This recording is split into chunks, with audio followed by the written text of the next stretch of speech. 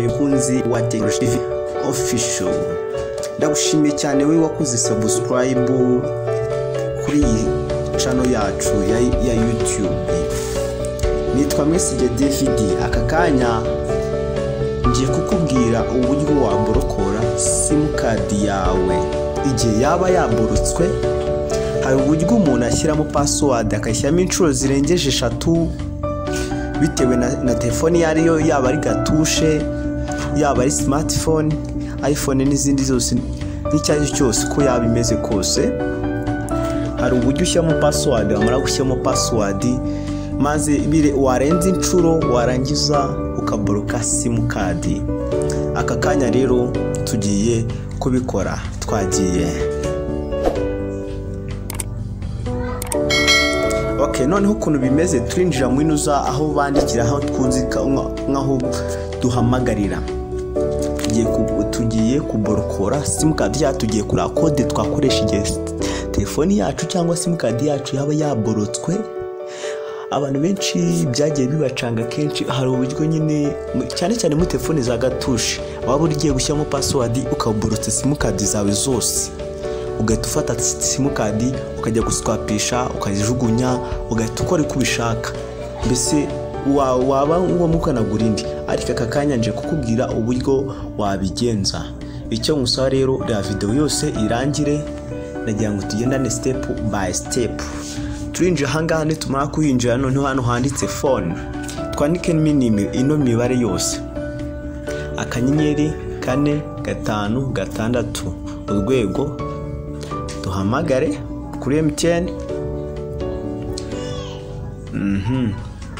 Dutegereze gato bitewe na network ngiye mfite. Okay, tugera hangaha hari ama service atandukanye. Ya mbere handitseho MTN Prom, kabiri paka za internet, paka zo guhamagara, kane handitse mobile money, gatanu handitse paka za euro, gatandatu handitse izindi service za MTN, karindwi handitse paka za prestige.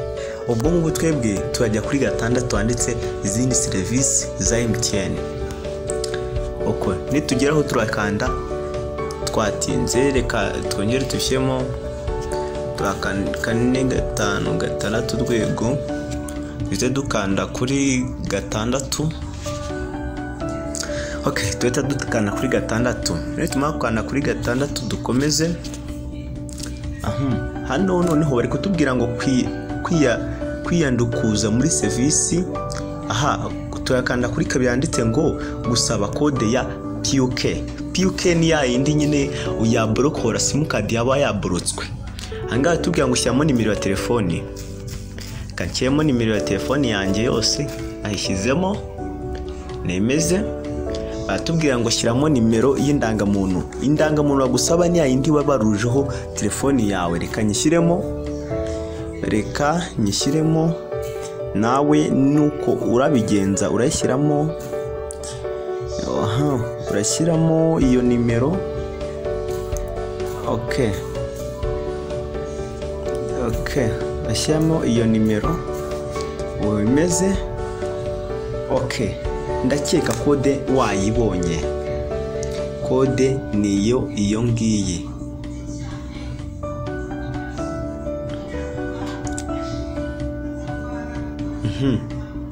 Ndakeka code urimo urayibona ahangaha. Sorry gato. Code dore ni iyi ngiyi, baraje banakojeje muri SMS. Noneho ndakeka uri kuyibona hejuru, turaje tujye kwira muri SMS.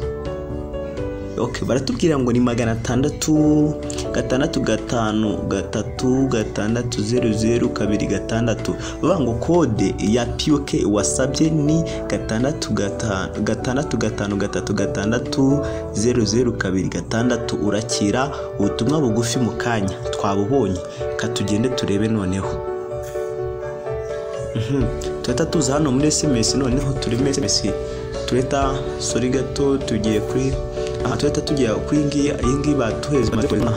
Baratubwiye ngo code wasabye yibike neza.